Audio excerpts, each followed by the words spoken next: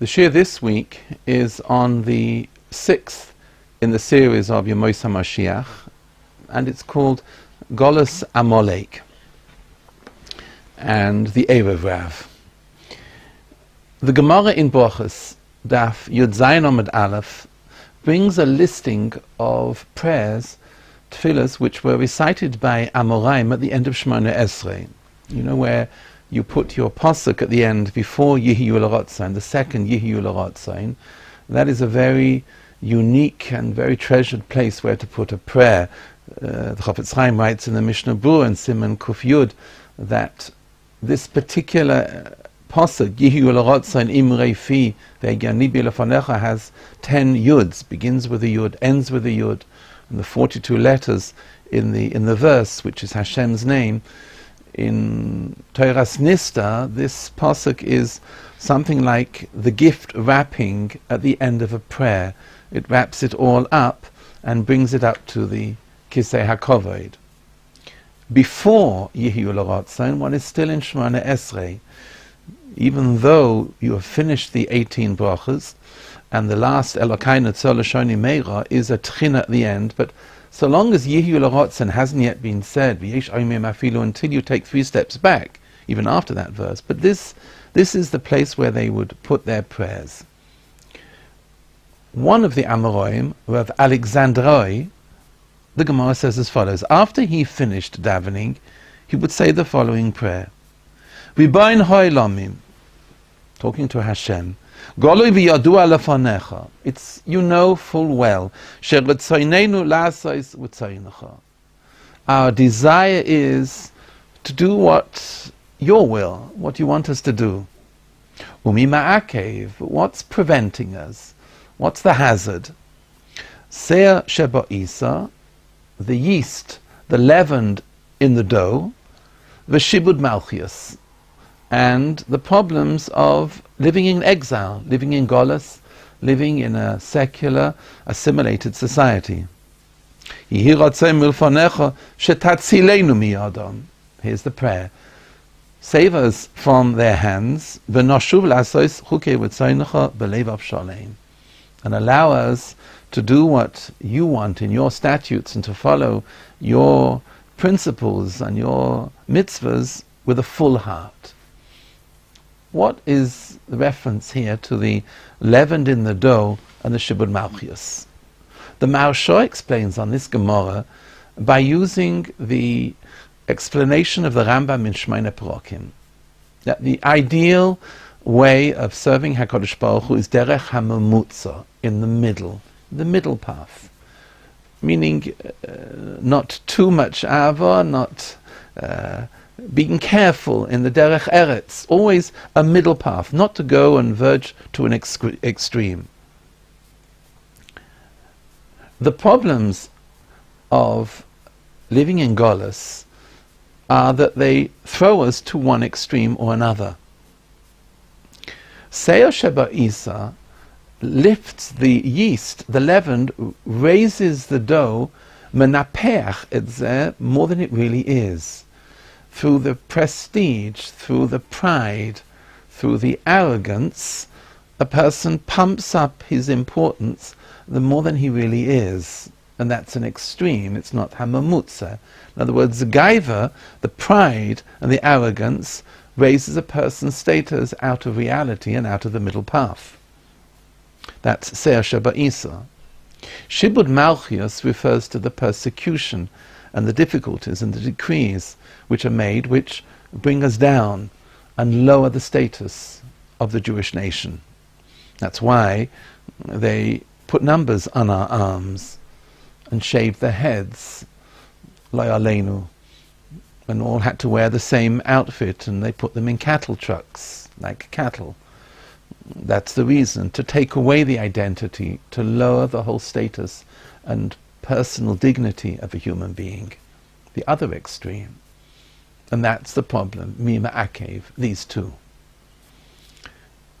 When we look at the different periods of Golus which the Jewish nation have gone through, maybe we can use the analysis which we used in the earlier shiurim of the rivers which went through Gan Eden.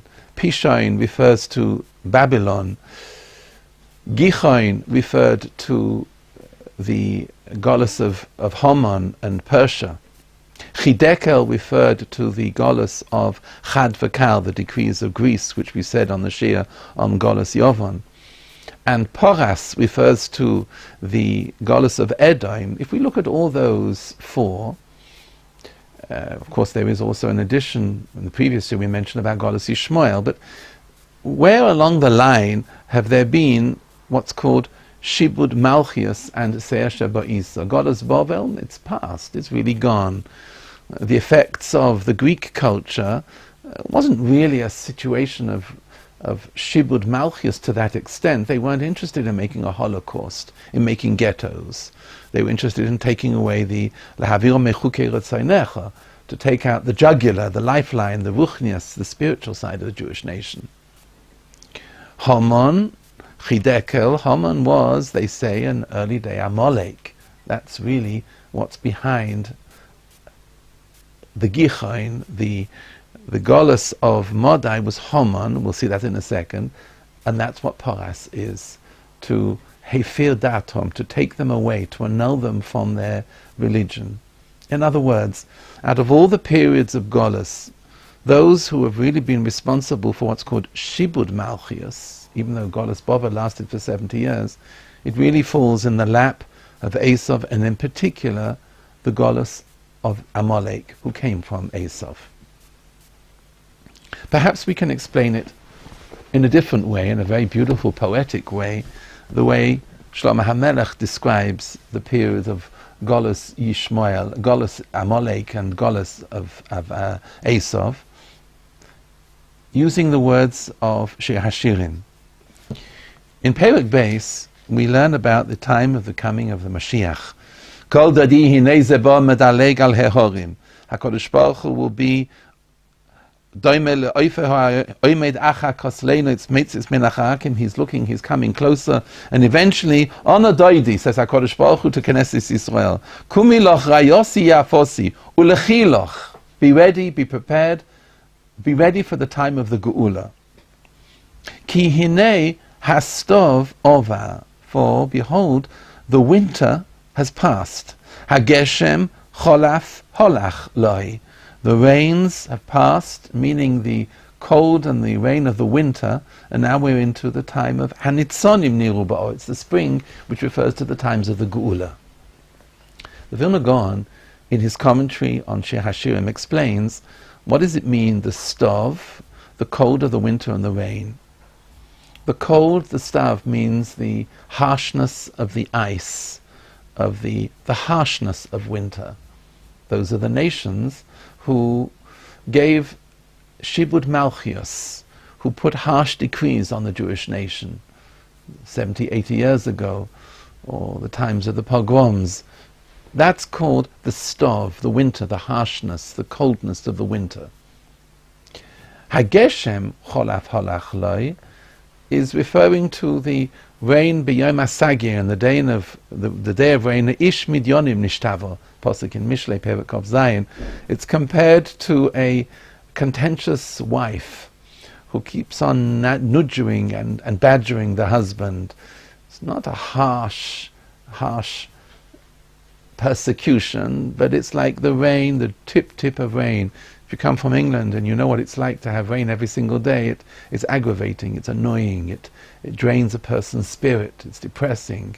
That's the Eishas Medonim, that's the tip, not the harsh winter, that's outside.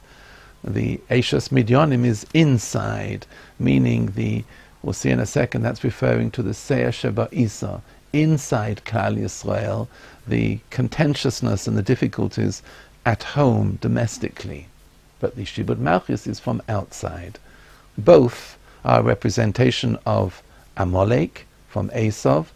One refers to the Shibud Malchus, one is the Seir Sheba-Isa, the Stav and the Geshem, two sides, both in understanding what's behind Golus Esav, Golus Amalek, and what's behind the Erev. But in order to understand perhaps a little bit, we have to go back and look with a certain amount of depth after 2,000 years of living in Golus. It's not enough for you and me just to turn around and label Golus Amalek as a period of harshness and difficulty, or of Se'er Shaba'isa, or the leaven in the dough. We need more understanding, we need more chokhmah and bina. Next week, in Yitz Hashem, the Shir will be the response to Golus Amalek. But the Shir this week is perhaps on the basis of know thine enemy. Who is Amalek? What do they represent? The response is Shir number 7 in Yitz Hashem next week. Rav Dessler, in Michtav Melio, in Chelek Gimel, asks the most pertinent of all questions regarding Amalek. Why is it that there's a decree of Timche es Zecha Amalek, to wipe out Amalek without any existence, even a sheep, even a lamb, whatever is left of Amalek must be wiped out? You don't find that by any other nation. For example, by the Golus Bovel and Golus Yovan, the empires of Babylon and Greece fell, but we're not commanded to wipe out any semblance of Babylon or Greece. Says Rav Dessler, the 7 nations which lived in Eretz Yisrael, and if they would be outside Eretz Yisrael, there's no need to kill them, to annihilate them inside Eretz Yisrael, but outside. And we find the Gilgoshi escaped to Africa, and there's no din of wiping out like there is on Amalek. Why? What's the difference in Amalek, which makes it so different of being wiped out? Why do they have the din of Timche es Zecha Amalek? In order to answer that question and to understand thine enemy, to understand the Chokhmah and the Bina, what's behind Golus Amalek, we must turn to the first time in the history of the Jewish nation where we really find that there's a nation of Amalek who came along. And that was between the time of Kriyas Yamsuf and in the Midbar of Matan Torah. This was the arrangement, and we have to look back a little bit and give with a long lens to try and understand what happened before Amalek came along. Start from the 10 plagues in Mitzrayim. Each plague was a wonder. Every Jew would walk the streets of Cairo, of Egypt, and unharmed by Dam, Tzvadei, Kinim, Orev, Dever, each one, and yet the hashgacha pratis of each, the divine surveillance of every single plague, how it affected every Egyptian, was miraculous, was remarkable. And they saw the Yad Hashem, the night of the 15th of Nisan, when there were screams and shouts of the death of each firstborn. And in the meantime, Klal Yisrael, Hallelu Avdei Hashem, V'lo Avdei Paro, they sang Hallel, and not one person was hurt. And yet, if an Egyptian was found in the house of a Jew, he died there. Miraculous situation. They came to the Yam Suf in a matter of days with a tremendous amount of booty, with Chush Godel. They came out with great wealth. They arrived at the Red Sea, and the sea split, and they went past in luxury and paradise. Whatever they wanted, the walls gave them drinks and food and then the walls came back with great fury and drowned all the Egyptian army. The Ananei HaKavod, which accompanied Klal Yisrael through the wilderness, and the protection which they saw, the path, the man which they were given. We come, after that little short history, to Perek Yud Zayin in Shemais. And there was no water. They arrived at Refidim, and there was no water, and they complained to Moshe Rabbeinu. And Moshe said, what can I do with these people? They complain, Od ma'atu skoluni, and they'll kill me. Perek Yud Zayin. And then we have the final 5 words, which really sum it all up. What's behind the Midah Keneged Midah, the retaliation of Golus Amalek. Klal Yisrael turned around and said, Hayesh Hashem b'kirbeinu im oin? Is Hashem with us because we have nothing to drink? You can't say those words. It's not possible, after all that has happened in the last year or two, to say, Hayesh Hashem b'kirbeinu. Immediately afterwards, Vayavai Amalek. Meaning, after all the miracles, and all the wonders, and all the wealth, and all the protection, and all the security, which happened to Klal Yisrael, when there was no water to turn around and say, Hayesh Hashem b'kirbeinu, is Hashem with us? You can't say that. It's the most outlandish comment to make. And Amalek came as a result. Rashi brings a mashal of a father who's carrying a son and puts him on his shoulders, and every time the child asks for something, the father gives back, and every delicacy, whatever the son wants, the father carries him and walks him through the streets and gives him whatever he wants. And then the child turns around and said, have you seen my father anywhere? But the father's carrying you. He's looking after you. He's giving you everything. That's what the Kelev came and bit. Well, that's the meaning when the father put the son down. Says Rashi in the Nimshal, that's what the meaning of along came Amalek. Amalek had absolutely no agenda against the Jewish nation. They lived far away. They were in no way in danger. There was no question of the Jewish nation making a conquest of the lands of Amalek. They came along in the famous mashal which Rashi brings in Devarim, Asher kolcha baderech, they cooled down the hot bath. After Yamsuf, every nation in the world, Shamu Amim Yegozin, Chilo Chaz Yoshvei Peloshes, they were overcome with terror. They were awe-stricken by the Jewish nation. No one would go near the Jewish nation except this one Nudnik who jumped in the hot bath and cooled it down by showing everybody that you can attack them and there isn't a spiritual agent, there isn't the inspiration of the Dveikus of HaKadosh Baruch Hu behind them. That was the evil of Amalek. They were lahachis, to forcefully and willfully remove the name of HaKadosh Baruch Hu from the world, and that's Amalek. To cool down the hot bath, to cause Hashem to answer back. This is a milchemes Hashem. This is my battle, HaKadosh Baruch Hu said. Alpren, the case ka, the throne of HaKadosh Baruch Hu is missing. It's short. If there's somebody like an Amalek in the world who's out to outdo and undercut and to embarrass Shem Hashem in the world and remove and disgrace the Shem Hashem, that's Amalek. But they came as a result when Klal Yisrael, and there's the Midah Keneged Midah, and that's the judgment which Moshe Rabbeinu at the snare asked, and what's your name? Ekeyeh Asher Ekeyeh, I will be what I will be what you make of me.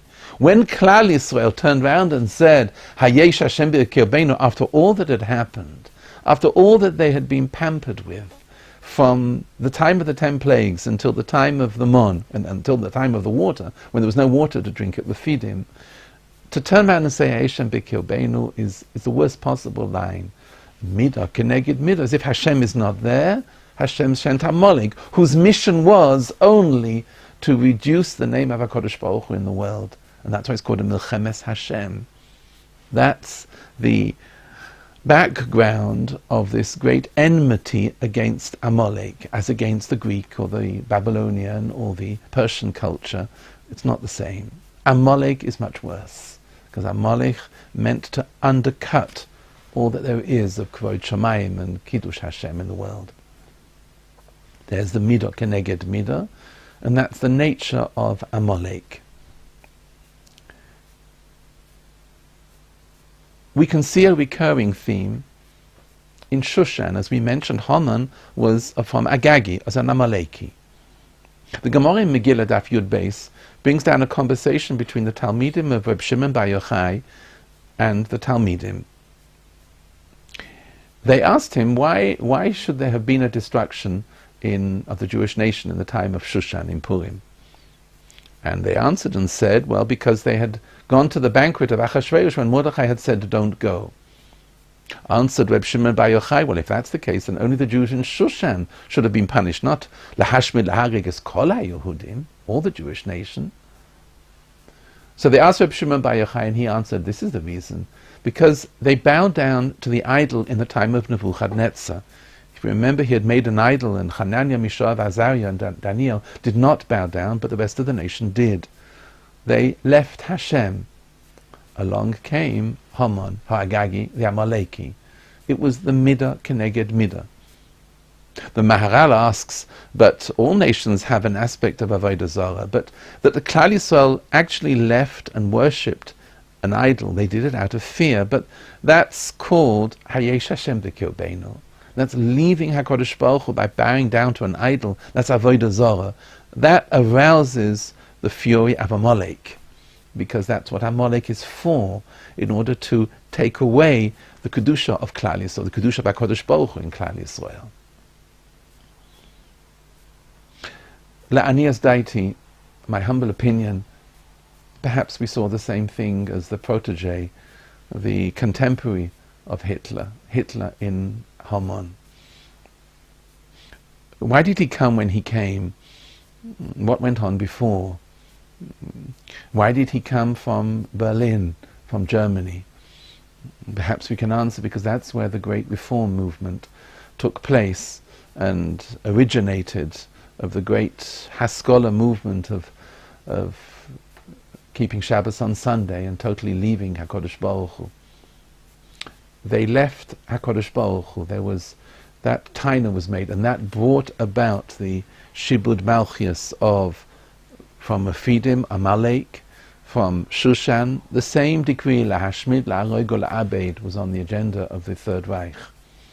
It's the same idea. The Amalek is there when Lo Aleinu Chas V'Sholom there is such a thing as the reform movement, and it emanated and originated in Berlin. It's a reincarnation of Haman.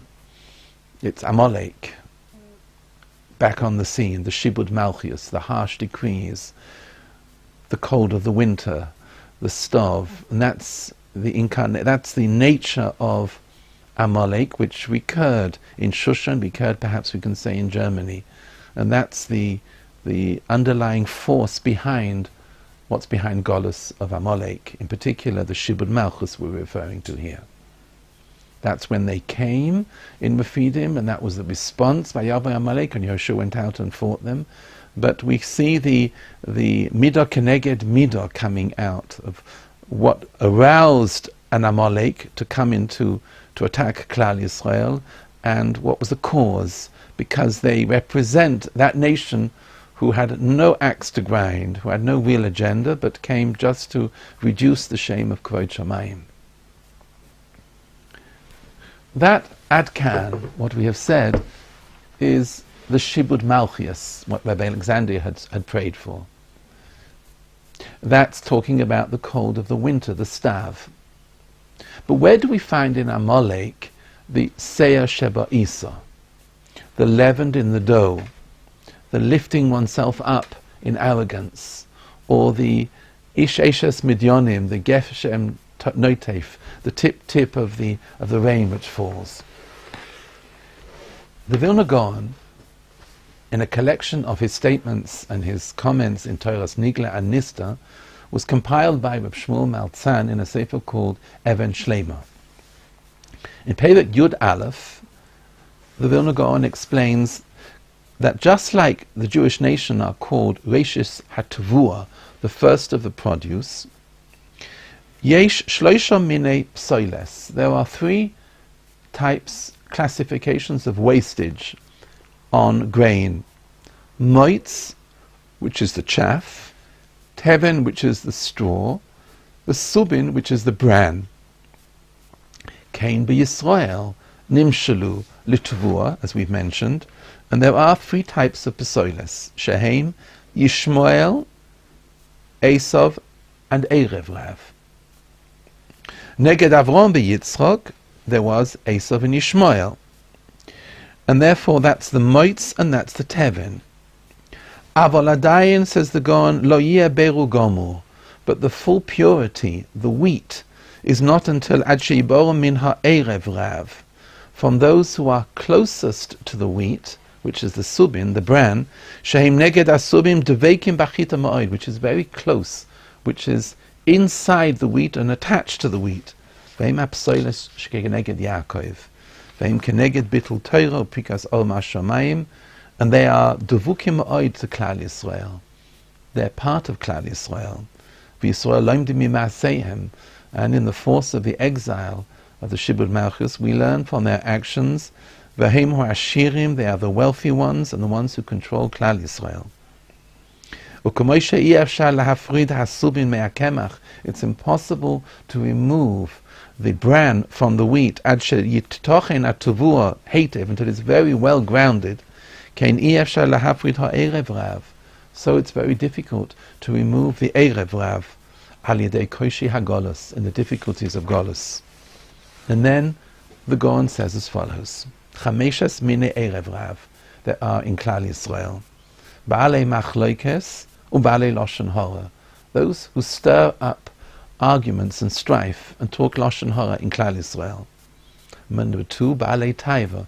People have tremendous desires and caught up by their passions. Hatzavuyim, number three, she'ein toichem kebarom. Person chameleons who are not really what they appear to be on the outside as they are on the inside. Haroitvim acha kovod, only to make a name for themselves, and they're seeking only personal pride and prestige.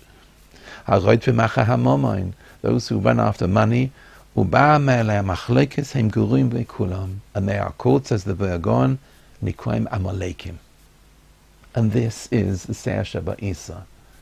Amongst Klal Yisrael, those who lift themselves up in great arrogance and take on the leadership of the nation with great wealth, they're not by any means sincere, they're not devout, they are echad b'leiv ve'echad b'peh, but they're found in Klal Yisrael.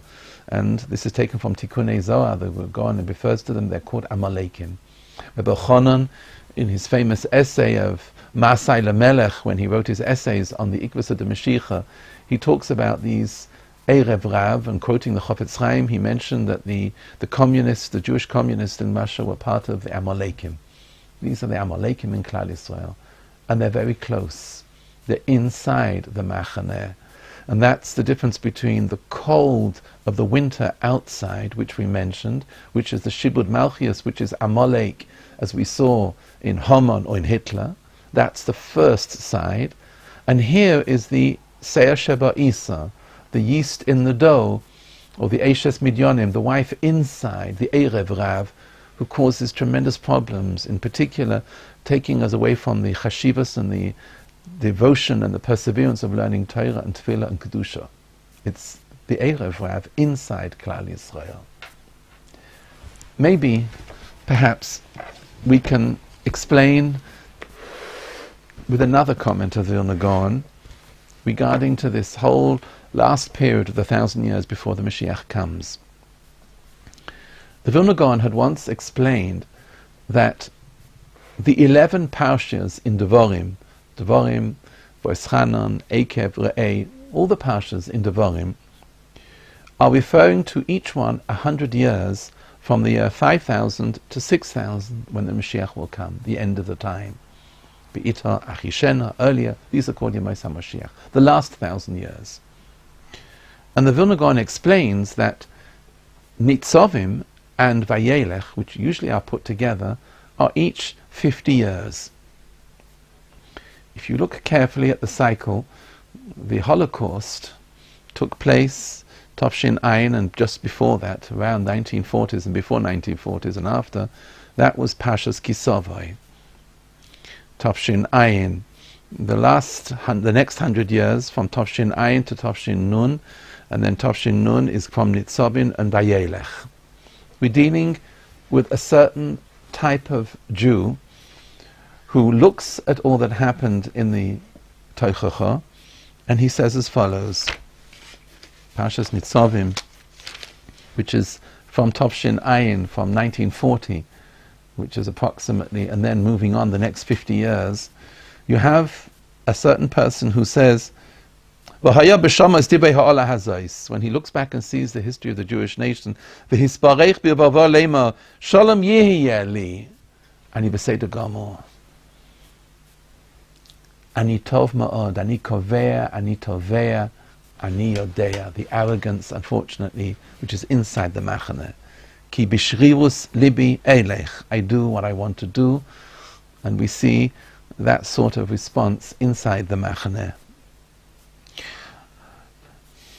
Lo yeba Hashem s'lo yachloi. Hashem throws the book at him. Why? Why does Hashem get so angry and agitated about this particular type of person who's full of pride and arrogance and azus ponim? And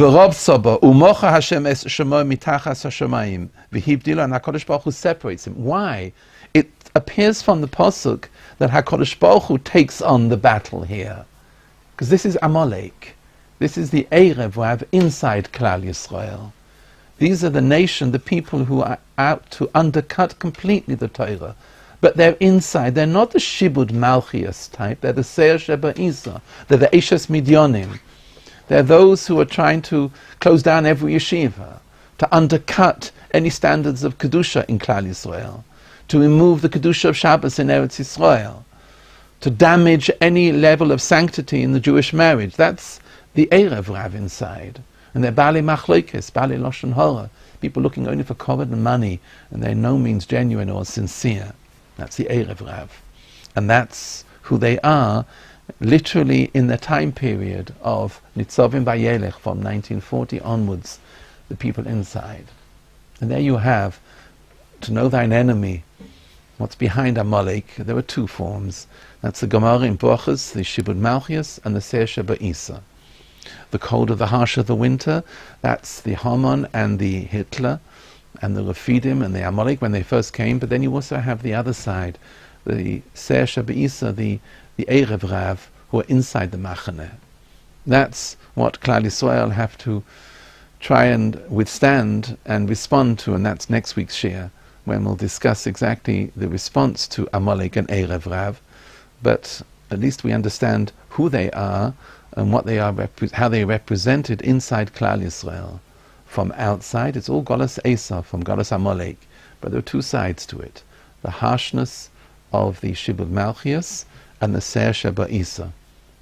She'nizke lirois yomim tovim b'Yisrael ugula shalema b'krova. Amen.